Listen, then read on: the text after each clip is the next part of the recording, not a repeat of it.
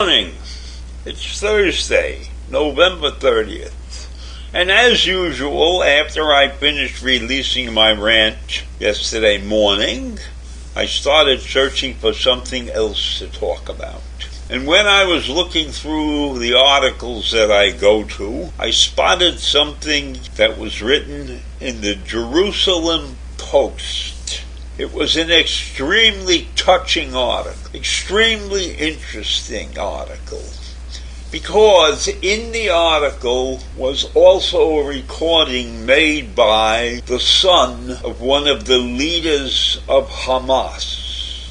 And he pleaded with Israel to go back to war, to destroy Hamas. Because once they had the women and children out of the way in this prisoner exchange, he felt that those that were left behind deserved to be left behind, but they should be treated as prisoners of war. And so in his mind, once the women and children are released, Israel should get back to the business of destroying Hamas. And he said Hamas is a vicious group of people, and he knows some experience because his father is a leader of Hamas also. And he called for Israel to set a time limit for Hamas to release the remaining hostages, that it is holy, and to kill Hamas leaders, including his father, if they fail to do so. He said this in a video that was released on X.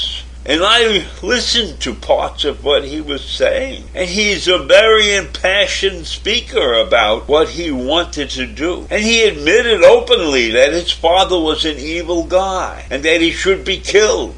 And along with all of these other Hamas leaders and soldiers, they should all be killed, he said. In his speech, he said Hamas has been waging psychological warfare against humanity. They want Israel to release thousands of mass murderers back to the street in return for the Israeli hostages. He says Israel cannot afford to do this, but also humanity cannot afford to have this done, because the release of mass murderers means death to many other innocent people. Israel must not compromise, he stressed. I understand that Israel had to compromise in the past week or two in order to release children, women, elders, and defenseless citizens. But the remaining hostages, especially soldiers, those who failed to defend themselves, he declared, and failed to defend the civilians in the southern communities when they were captured, should be treated as war prisoners. And Israel must shift its priority from hostage rescue to an offensive that focuses on eradicating Hamas. Now, I don't necessarily agree with all of that, but I do recognize the fact that Israel was asleep at the switch. And maybe if some of these hostages or soldiers are kept captive, maybe Israel would wake up and pay attention, a little bit more attention than they did in the past.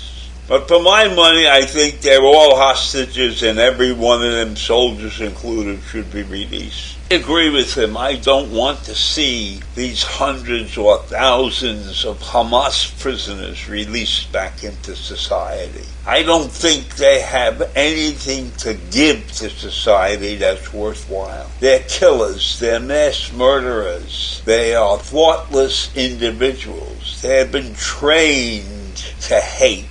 We don't need people like that running loose anymore. Hamas has to be destroyed. So releasing every prisoner that they can get their hands on is going to make that job much more difficult. Now, I don't know what the answer is, but releasing 2 or 3 or 4 prisoners for every hostage, it will not work well for Israel, and it won't work well for the rest of the world. Joseph declared that Hamas will attempt to stretch out negotiations indefinitely in order to avoid an end to the ceasefire. The ceasefire only helps them to regroup. He also pointed out that Israel has many Hamas savages, he called them savages, in prison. And he said Israel has to pressure Hamas leadership everywhere to release hostages if they want their own savages sent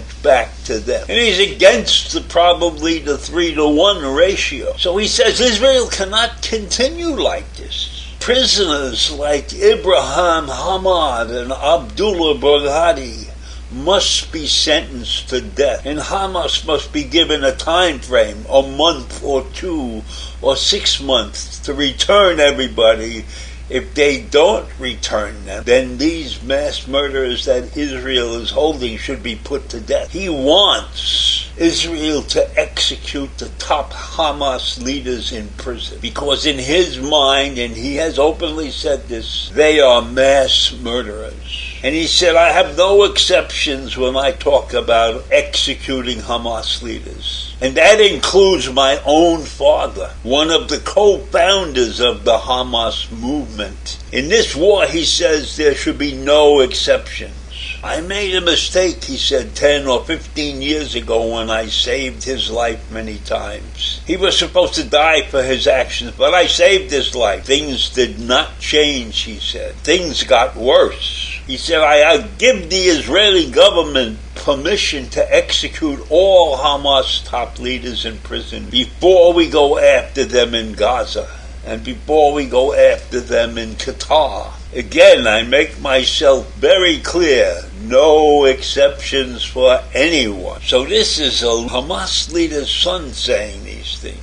So he must really, really have gone through hell to turn and say these things about his father and people who were probably his compatriots. But I got the feeling the man was telling the truth. I got the feeling that he wanted the world to understand how evil Hamas is. So I leave you with that this morning. A son turned viciously against a parent and against a cause.